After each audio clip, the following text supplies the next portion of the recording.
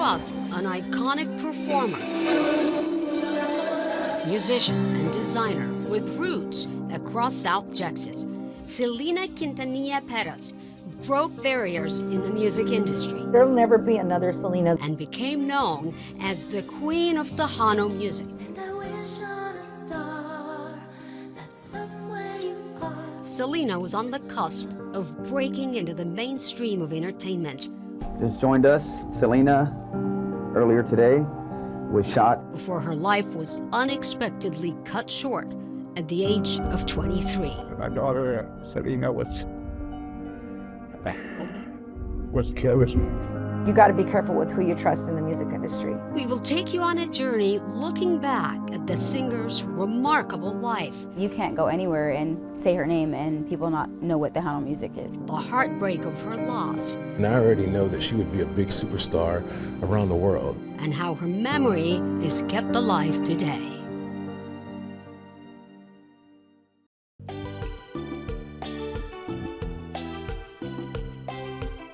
Hello and welcome to this special dedicated to remembering the Queen of Tejano music. I'm Sarah Fragani. After decades of honoring the beloved artist, you might think you've heard everything. But Selena also had a wild side. Only those who were really close with her had a chance to see it. And that's what her bestie, Shelly Lattes, talked about when I sat down with her. Lattes, an award-winning Tejano music artist herself, was with Selena from the very beginning. They were just 10 years old when they met, and they leaned on each other as their fame grew. Talking with Lattes in her music studio in downtown San Antonio, I gained a new perspective on Selena's life. I was there to see a lot of it. She was a prankster, jokester. Just as typical teenagers and young people, right? This photo in particular, I remember this. This was at Rosedale Park. This is when they used to have Tejano Thursdays all the time. She had performed because it was Thursday night. But I grew up living close to there, so she invited me. Youngest picture I have of us so far. We were 11. For the Tejano Music Awards, they used to go all out and they would have food for us. What's your favorite thing about going to the awards? Is that we would get to spend time together. That's when we would hang out. We'd hang out during sound check, then we'd go get ready and we'd hang out that night. You know. And eat. And eat. Because she loved to eat. She was a foodie. We would go to Village Inn, we would go to Luby's. And here in town, here we used to eat a lot at Mi Tierra. Mi Tierra. That was her favorite place. We would eat a lot at Tony Roma's. Even though she was in shape. I know, I hate her. She made me sick, I swear. Naturally like Naturally. that? She'd be on the phone. I can't talk very loud. You know. So what did you do at school today? You know, if there was a mall, we were going to be there. We would walk on the Riverwalk. When she got her first car, we would put the jams on in there. We would sing loud in the car. And one time we both did a concert together in Austin at the Coliseum. And she had just gotten the Eclipse and she wanted to take me for a spin. So I remember getting in the car and then she winds up putting like her foot on the gas and doing donuts. Oh my goodness. In the parking lot of the Coliseum, and I'm like hanging on for dear life, and she's just laughing. When I think of Selena, that's not what I would have ever she was a fast imagined. driver, let me tell you. She had a bit of a wild side. Oh, she did. She did. We would listen to music constantly. She loved like a lot of the pop artists, you know, Madonna, Janet Jackson. So I think we wore out the Rhythm Nation CD. Like that's all we listened to. Paula Abdul, I think she drew from a lot of those styles. To me, she was a stylist ahead of her time, you know. I think we see a lot of her styles coming in now to this day, people trying to emulate. She had that vision, Yeah. like you said. Oh man, an amazing vision. An amazing vision. I used to love looking at her drawings. And she was the stylist, not me. So she was always a little fashionista. Oh gosh, very, very creative when it came to clothing and style. And it wasn't anything she really had to think about. It was just one of those things that just came very natural to her. She was making me this really beautiful jacket. It was a white satin jacket, and it was like a bolero jacket. And it had like beautiful piping, different colors. And I'll never forget like me being the little mannequin, and she would put it on me and she'd be pinning it. We were about 15. We were still very young. Yeah. Yeah, she didn't have the boutique till we were, you know, in our 20s. And I love the hair. Oh man, when she did her Ven Conmigo album, and she completely cut her hair off short. It was because she had been doing so much to her hair, so her hair was real damaged. So she's like, I'm just gonna chop it off. Favorite memory of Selena? My favorite memory, I was spending a weekend with her and I got sick. She left for a little bit, came back, and the way her room was in the Bloomington house was, when you walk straight up the stairs, like her room is the first room at the top of the staircase. So I was sitting on the bed and I just see her coming up with soup on a tray and crackers and my medication. She had gone to order my medications. And that was like, will always be my favorite memory because she was actually taking care of me. She was like your mom. Yeah, she was sometimes. like my mom. Oh yeah, I never let her live that one down, that, you know, people thought she was my mom. In some of those pictures, you look much younger, Yeah, even though you guys we are were the same age. Because you were telling me she was just 7 months older than you. 7 months older than me, yeah. I was doing the bitty bitty bum bum thing. Her presence, her laugh, the conversations. There's so much about my life that, you know, I would love to share with her. Just to have her there, you know, is what I really miss the most. She's one of a kind. Sadly, that music went quiet when Selena's life was cut short. There was much more from my conversation with Lattice, including how she played a part in Selena meeting the love of her life, Chris Perez, who would later go on to become her husband, and her thoughts on Selena's killer. We're going to have that later in the show, but first, I want to take you back to that fateful day, March 31st, 1995, when one of Selena's closest friends and confidants would turn her back on the rising star and in an instant rip her apart from her family, fans, and the world. WFAA's Rebecca Lopez walks us through that tragic day. I will never forget the moment that I learned that Selena Quintanilla was dead. It's just one of those days that you will always remember where you were when you heard the news. Just joined us, Selena, earlier today, was shot and she died on the operating table, and we are in memory of Selena this whole hour. A lot of people heard about it on radio or TV. I heard about it from a friend who called me, and I was in complete and utter shock. I couldn't believe it.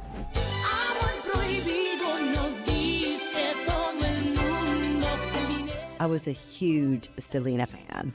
She was considered like the Madonna of Tejano music, and I used to go to her concerts, used to dance to her music. It was pretty incredible. She was a rising star. She'd just won a Grammy, and she'd recorded a crossover album in English. And I wish on a star that somewhere you are thinking of me too. On March 31st of 1995, a bullet silenced her beautiful voice.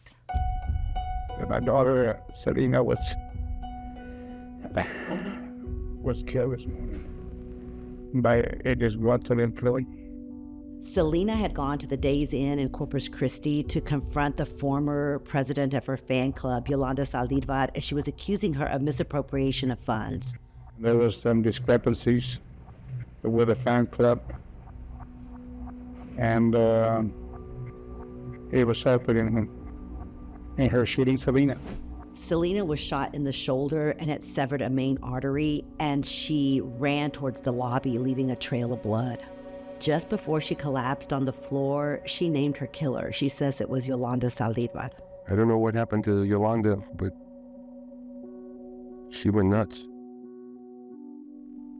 Took something from us, from everybody. Meanwhile, Saldívar ran to her truck, and for 9.5 hours, she was in a police standoff. While she was in that truck, you can see video of her. She's holding a gun to her head. She's emotional. She's crying. She was expressing remorse all through the incident. What was she saying? She was crying, upset, very emotional. They got her? Shots. I remember the next day, there were candlelight vigils, and people were standing in line at record stores just wanting to buy Selena's album. She worked so hard to get to the very top, and then somebody took it all away from her. In Corpus Christi, I've never seen anything like it. People lined up literally for miles just to walk by her coffin to pay their respects. And then there was the funeral. Because I had worked in Corpus Christi and I knew the family, I got into the funeral. It was by invitation only. And I stood just feet away from Selena's coffin at the gravesite. And I remember people walking by and putting white roses on top of her coffin. It was really, those were her favorite. It was a really memorable moment. And I think she's left a very big, empty place in that Tejano music, and I don't think it's ever gonna be filled. The year before Selena died, I asked her what she wanted to be doing 10 years from now, and she answered by saying, if I'm still alive. What 22-year-old says that? It was almost like a foreshadowing, like she knew something. It was really eerie when I went back and listened to that interview. One thing I know, though, is that she may be gone, but she lives on forever, and in fact has new fans now that love her music. Yolanda Saldivar, the woman who killed Selena, officially filed for parole late last year. Saldivar was sentenced to life in prison on October 26, 1995, with the possibility of parole after 30 years. Saldivar's review date is March 31st. Now, Selena was just 2 weeks shy of her birthday when she was killed. On April 16, 1995, she would have turned 24, and that day would later become known as Selena Day after then Texas Governor George W. Bush declared it. Now, you could see interviews from that day. Selena fans were still in shock over her sudden and tragic death. Fans traveled from all over the country to San Antonio to mourn her death, honor her, in hopes of getting a glimpse of Selena's popular clothing boutique on Broadway. I think people come because she was the first Hispanic, she was, I don't know, I'm overwhelmed with emotion because I feel sad what happened to her. I'm gonna follow her steps, sing just like her. Oh, happy birthday, Selena, wherever you are. We'll never forget you. You will be, and you was, and you will be #1 forever. Danny, I mean, you actually were working here in San Antonio at the time. Tell me a little bit about your time here working and covering Selena when she was shot. Okay, so I was working at another station in town here. I was a reporter at the time, and it was right around the lunchtime that we got the word. I think it came down over the AP wire at the time, telling us that she had been shot in Corpus Christi and that there was a standoff still going on at the time.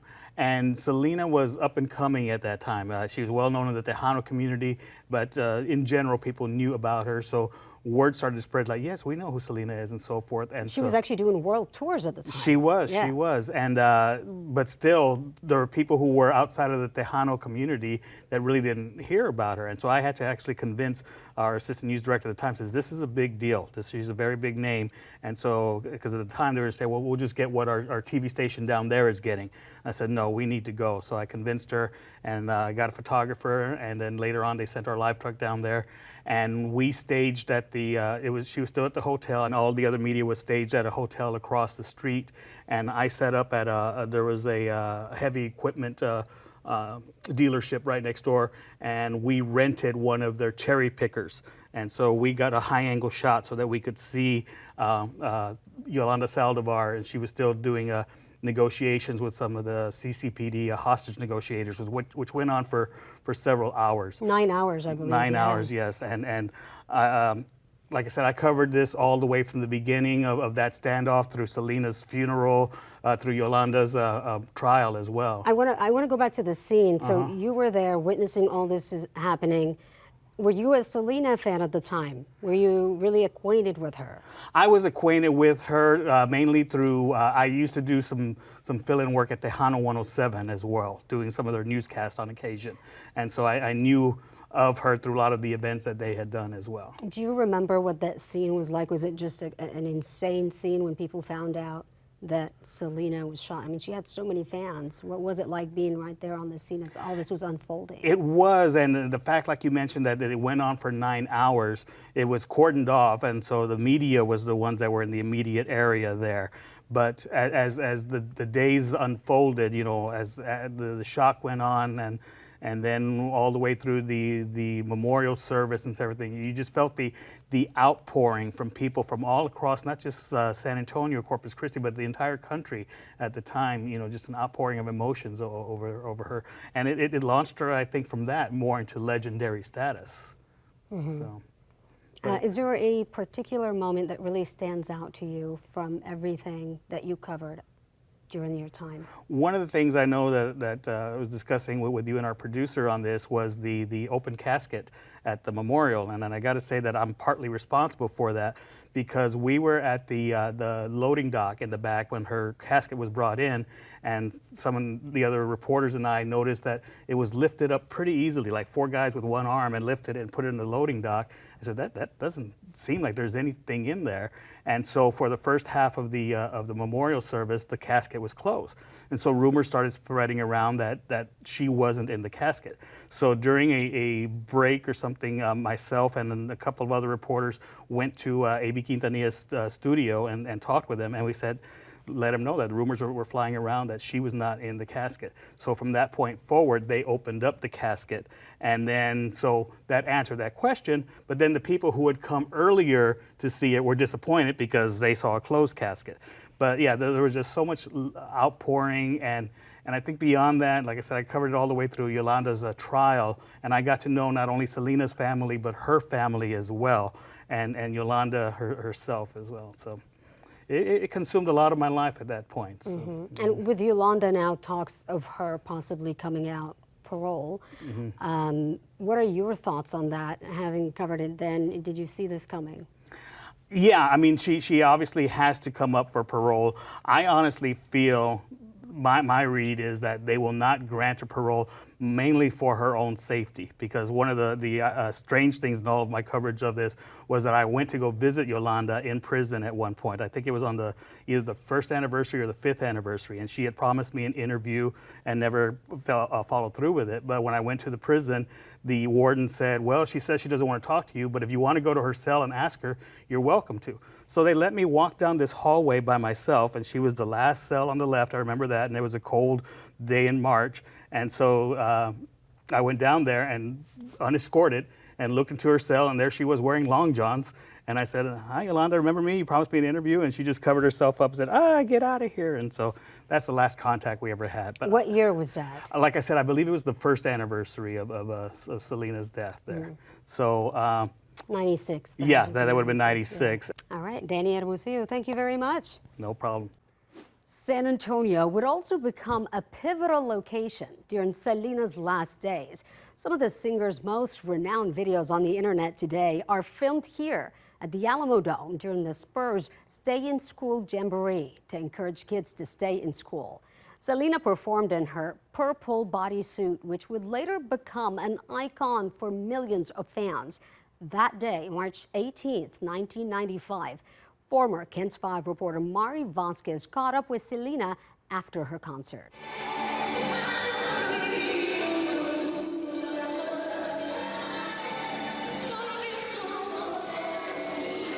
Okay, we've got the La Reina, the current Queen of Tejano music, Selena. And Selena, you're here, the star attraction of the Stay in School Jamboree. Why is it important for you to come and, talk to kids about staying in school? I'm all for education, therefore I think it's really important to take the time for programs like this.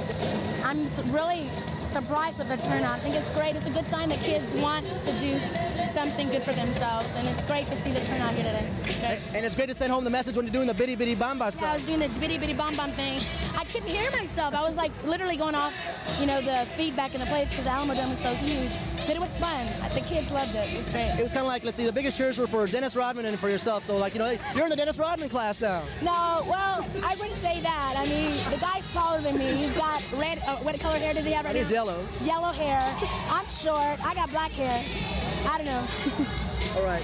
Thank you very much, Selena. Thank you. Good. Thank you very much. And it was just last year that Selena's former hairstylist offered a competition to give away a makeover ahead of San Antonio's annual Bitty Bitty Party. The sweet story of that winner, a local dancer devoted to Selena, struck a chord in the community. KENS 5's Simone Simpson met the lucky winner.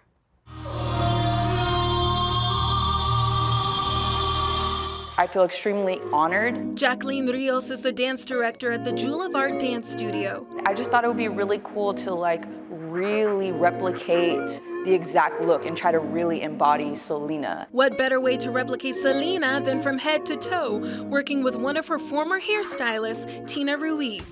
I got in touch with Tina because we are going to be performing at the Pearl for the Biddy Fest. Jacqueline never would have imagined she would be this close to Selena's entourage. I remember being a kid and seeing Selena, and I had the Selena posters, and I had a Selena doll. Ruiz will be recreating this look from the 1993 Tejano Music Awards. Such an iconic look, right? Tina's worked with a lot of artists and done a lot of stuff here locally in San Antonio, so I consider her a celebrity hairstylist for sure. Her and Mario were the ones that actually created the updo for her. Jacqueline and her dancers say they'll do anything for Selena's. I just feel extremely blessed that we are able to have this opportunity. Simone Simpson, KENS 5. Another award-winning Tejano musician here in San Antonio is also friends with Selena in the early years of her career. Stephanie Montiel, like Lares, remembers Selena for the warm, caring, and thoughtful person she was. Reflecting on her career to this point, Montiel also shares the impact Selena has had on the industry as a whole and her own journey. The Selena I knew, at the time, she wasn't. She was just Selena, and she was goofy and funny and always laughing, always joking, always pranking, just funny, and very thoughtful. She was very, very thoughtful. We were signed with the same label, which was Capital EMI. And so when I was first signed, I believe it was during Fanfare Weekend, and they would have kind of like showcases. Capital had a party, and it was my first time, being able to be invited to one of these parties and kind of rub elbows with all of the artists. And I just remember seeing Selena performing, and I was just so taken back because I had seen her at the awards, but I had never really been around her in her presence. And she was just so, I don't know, just different. She just carried herself different. She was very approachable. When she's on stage, you see the Selena that has her very commanding, performance and very serious at times. So that was what I thought I was gonna get when I met her. And when I met her that day, it was just kind of wow, her big laugh and all her gummy smile and her teeth, her beautiful teeth, and it was just super cool. And I have pictures of that day, and it was just such a beautiful memory that I'll continue to hold, within my heart. I think that us as an industry and as a people, we should be so proud of the barriers that she's broken down and been able to reach people of every ethnicity, race, color, all across the world. And that's just, a feat in itself for anyone. But a little girl from Texas did that, and it's just awesome. Like they say in Spanish, era única. She's one of one. There's not anyone like her. You can't go anywhere and say her name and people not know what Tejano music is, and that's because of her. No one has done that, and I don't know if anyone will. I want to take you back to that conversation I had with Selena's childhood best friend. We had a lot to talk about that day with Shelly Lares. She shared with me how she and Selena actually at one point in their life drifted apart, how she was involved in Selena meeting her husband and the love of her life, Chris Perez, and how she feels about recent developments with Yolanda Saldivar. Chris Perez came into my band in 1987. One time she came over and we were swimming and then we were going to have band practice. So, that's when she first met everyone at my parents' house. Is that how she met him? Yeah, that's how they first met, casually. That's how they casually met. Through me, through my band. That's one thing that Selena and I always made sure of. We were doing music we truly believed in. My favorite Selena song is Besitos. That would be always mine. Con cada beso que me das, yo te quiero más y más. But I think back of when we were kids and the struggles we had as women in Tejano music. They didn't want us headlining shows because we're women. But I think she and I were blessed because we had our fathers and they were afraid of them. So they weren't dumb enough to disrespect us in the presence of our dads. You guys were best friends. Yes. Every friendship has their challenges, you know. We had our bad times too. You know, there was a little time there where we didn't speak for about two years. Really? Yeah, it was really close towards the end. You guys were in the height of your career. Absolutely. She was already, you know, going into Mexico and traveling the world.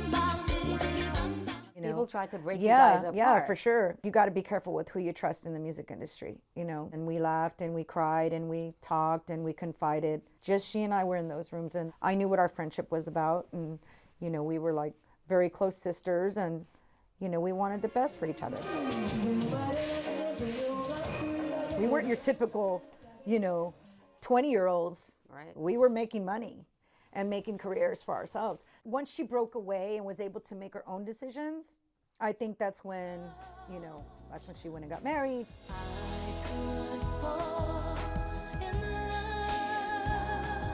94 at the Tejano Music Awards Fanfare.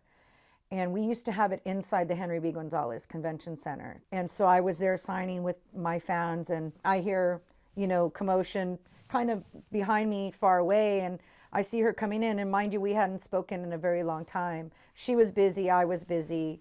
It just we kind of just drifted apart. I just can see in the corner of my eye that this whole mob of people and her are just coming towards me. And I'm like, is her booth next to mine? I'm like, what's happening here? The next thing I know is like, she's just walking straight for me and just hugged me very tightly and said she loved me and she missed me. And then we just started talking again as friends, and like it just felt so good that to have my friend there. To see the impact that she still continues to make on the young generation is incredible. It's because of her authenticity. Muchas gracias. Well said. Down to earth humbleness. That's what people relate to. She loved her fans. Oh yeah, she loved the kids especially. She was a sucker for the kids. So the Selena that we saw on stage and the Selena that you saw with her fans was really that is her. Selena, 1,000%. Your friend. 1,000% that would give you the shirt off her back. I mean, just a beautiful person. Kind-hearted. Kind-hearted. With every ounce of her being was she that. How do you think she would feel if she'd seen all this around her? Where she'd be people like, are girl! breaking Guinness Book of World Records collecting her material. That would be her word. Girl! I'm really surprised with the turnout. I think it's great. You know, we talked the week before she passed. We talked a week before that about getting together and my heading to Corpus. Now there's a lot of talk about Yolanda and parole. It really doesn't matter what I think. It's not going to make a difference. My friend's not here anymore. Nothing will ever bring her back. And that's a burden and a cross that Yolanda will have to carry for the rest of her life.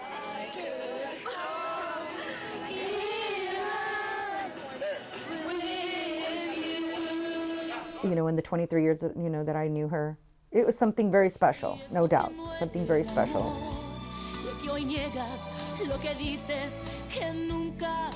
know, it's just going to always be one of a kind person. There'll never be another Selena. There will never be, no matter what anybody tries to do, there just never will be. If I was to have a wish right now, and of course to have her back, it wouldn't necessarily to have her back to be on stage. I would just want her to be back and live life. That was her dream, to have a family. I know she'd be a mom, probably a grandma by now. One of the ways fans have shown their love of Selena over the years is through merchandise. It truly turned into a fandemonium for the beloved Tejano queen that continues to expand, and as recently as this year, even breaking records. Her fans go crazy just about over any product that had Selena Quintanilla on it, clinging to shirts, hats, cups, makeup lines, and more. Now it's time to meet her biggest fan yet, Corpus Christi native Andrew Longoria. Longoria proudly showcases his massive collection of over 1,300 memorabilia. In February 2025, Longoria earned the Guinness Book of World Records title for the largest Selena collection to date. Ahead of the news of his victory in getting the Guinness World Record, Julissa Garza caught up with Longoria at a stop in Houston. Like lots of Texans, Corpus Christi native Andrew Longoria is a Selena Quintanilla fan. So as far as I can remember, I was 5 years old. I remember I used to dance to Bitty Bitty Bom Bom. His love for the Queen of Tejano led him to buying merch. I had maybe one tub of Selena items. That was it. There was nothing else. And then I started thinking, you know, what can I do to honor Selena in my own way? Over time, his purchasing led to a large collection. It is 1,308 items here on display for everyone. So you have this one that was the Latin Artist of the Decade of Selena. And then you have this one, which I've only ever seen two. Longoria has a variety of items. When you visit the Selena Museum, they do have this one up on the wall. And then they have like photos next to it. Clothing from Selena's boutique. $45 back then. Like, you can still see the prices. And even newer Selena merchandise. And this cassette one is part of their newest line, which is so cool because this was the first one of that. All of it part of his attempt to hold the Guinness World Record for the largest Selena collection. This is my childhood almost, you know, from I was 5 years old. Now 31 collecting, you know, this is years in the making. And Longoria hopes to continue introducing new fans to Selena and connect people through every piece he has on display. You can have 5 items, you can have 100, but at the end of the day, you're still a Selena fan, and it doesn't change that. All right, so no doubt Selena had millions of fans here in Texas, but also around the world. I mean, I myself became a huge Selena fan when I came to the States here at a young age. We have Kristen Dean, who's our digital producer. She grew up in Texas, huge Selena fan, men and women. I mean, Gilbert Gomez, a Ken's 5 producer as well. And Gilbert, you were a big fan your entire life as well. Yeah. Very So, much. I mean, that's just the kind of impact really Selena has had. Kristen, I know that you have a particular memory there because everybody remembers the moment, I think, when they found out that Selena was shot. And it was shocking. It's just one of those things you never forget. Yeah, absolutely. I was in middle school at the time, and I just remember being at home. I'd gotten home from school because the crime happened during the day, and I'd gotten home from school. My best friend called me on our landline and told me that Selena had died, and she was distraught. She was so upset. I didn't really understand what was going on at first, but obviously it became clear to all of us. And from that point on, it was all anybody in Corpus Christi talked about for years. She was beloved, and it was a shock. It was a shock to the community.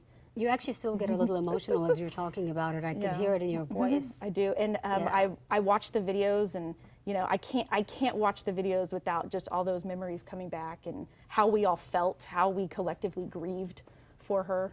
And Gilbert, do you remember that moment where you were? Yeah, it's a memory. It's burned in there. Like a couple of other news stories, you always remember where you're at. I was in the band hall in high school. I was a senior, and it was after our last class, and we always stick around the band hall because we always have practice afterwards. And then somebody came in and said, Selena had been shot, she'd been killed. And it's just an incredible thing to hear before the internet. So when somebody said something, it was usually the truth. Nobody questioned it. Probably heard it on the radio, and that's all you heard on the radio for the next couple of days was just Selena hits, one after the other, and she had a lot of hits, and yeah, anybody can talk about for some time. And it's just an incredible thing to hear, especially in a place like Laredo where you saw Selena would play there year after year. There's a regular thing that she would do is perform in Laredo. Or did you ever watch her perform in Many person? times, many times. Wow. And she always put on a great show.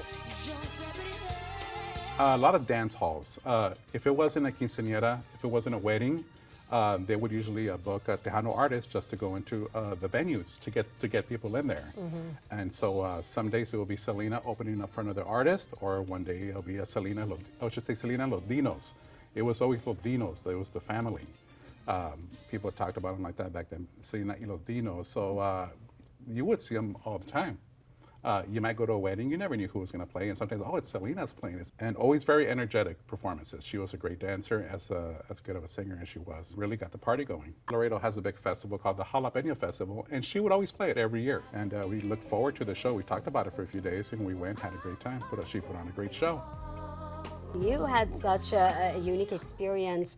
To continue her legacy, you actually participated in that. You want to share that with everyone? Yes, I was an extra in the Selena movie starring Jennifer Lopez, who herself at the time was just getting her career started. So interesting parallel with her career. I was an extra in the scene at the very end of the movie where she wins a Grammy. They put the call out for anybody and everybody in Corpus Christi to come out because they needed a huge crowd of people who would have been at the Grammy Awards. And were you still in school at the time? Yes, so that was 1997. I was in high school at that point. And that was in Corpus Christi, where the movie was shot. Yeah, most of the movie was shot in Corpus Christi, some scenes in San Antonio and Laredo. But yeah, it was at Del Mar College, the community college there in Corpus Christi, and they had us all dressed in our most formal wear, and we showed up and took several hours to tape, of course. And then at the end, they allowed us to go meet Jennifer Lopez. So we were able to, they had a huge line, so we stood in line and I got Jennifer Lopez's autograph in 1997. She took the time to talk to the fans because, in her own way, she was honoring Selena because she knew we were all Selena fans. She knew we were all there to honor Selena, and so she took that time herself to, spend time with us. And all these years, I didn't know you guys had such amazing memories about Selena and just learning so much from you both. And that just really shows how many people you can probably talk to.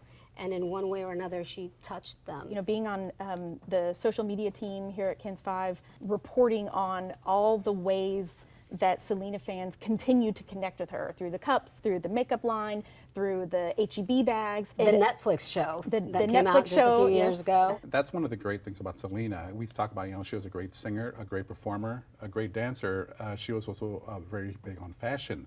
And you see all these Selena lookalikes. What people are looking at is the clothing that she wore, very distinctive. She used to wear those leggings before they became very popular. She would wear those in concerts all the time. I think they made her, or helped her dance easier. She moved a lot when she was dancing. But really leaving an impact in the fashion world as well. Shelley Lauder said it. She was a designer ahead of her time. She said she had many gifts, and music was really just one of them.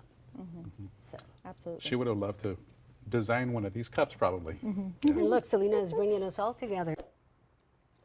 Selena's life has been detailed in movies, TV shows, documentaries, podcasts, you name it, and the content keeps coming.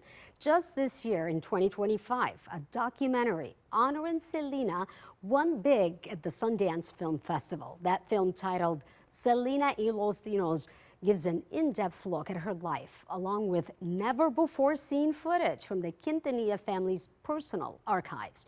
Chris Perez announced the victory in an Instagram post in late January, and he thanked everyone for voting and continuing to support Selena's legacy. The film also debuted at the 2025 South by Southwest Film Festival. And fans continue to consume the 2 parts of a Selena Netflix show that was released just a few years ago and co-stars San Antonio's own Ricardo Chavira. He played Selena's father, Abraham Quintanilla. KENS 5's Henry Ramos interviewed him when the show first hit streaming. Selena, 25 years after her death. If we go out there and give it everything that we've got, a spotlight on her life shining like you've never seen on her before. That's why I'm living it up to you. Selena the series is a Netflix scripted drama focusing on the backstory of what it took for a star to be born. A round of applause. And did you like it? Yes, I really did. Jaime Davila is an executive producer. And so when people ask me sort of like, why now? A big part of it's why not, but I think a lot of people don't know the full story. So write a song. Actor and San Antonio native Ricardo Chavira plays Selena's father, Abraham Quintanilla. It's extremely special. I mean, it's part of my identity. The show is split in 2 parts. The first half highlights the beginning of Selena. It shows the family's struggle to start and survive in the music industry. You have to go and get it. Very important for us to really make the family a shining light force of the series. Like, how hard of a struggle this was for them, how hard of a struggle it is for just any Mexican American family to simply exist sometimes. Just celebrate Selena. Selena's sister Suzette is even an executive producer on the show. We really want to tell an authentic story. We really want to get the truth. We really want to understand the emotions behind what it took to make an icon. When I think about being on stage, she didn't do it on her own.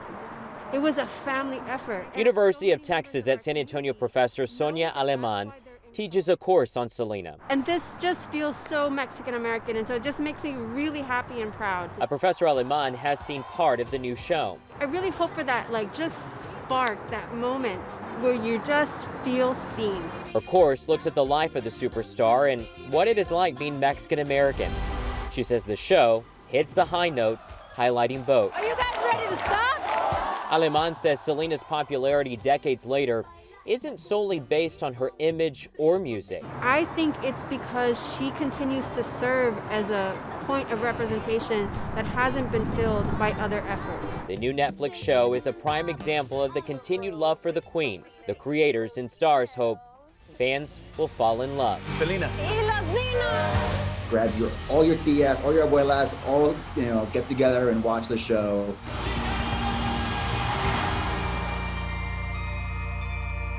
And by the way, Professor Aleman has continued to offer her Selena course every fall since she started it at UTSA in 2020. I certainly hope that you've enjoyed this tribute to the amazing Selena Quintanilla, who touched so many people in life and even more after her death. You can find these stories and much more on kens5.com. Now I'd like to close the show with a recording from our sister station, KIII in Corpus Christi, of Selena singing her crossover hit, Missing My Baby. The song, it goes something like this.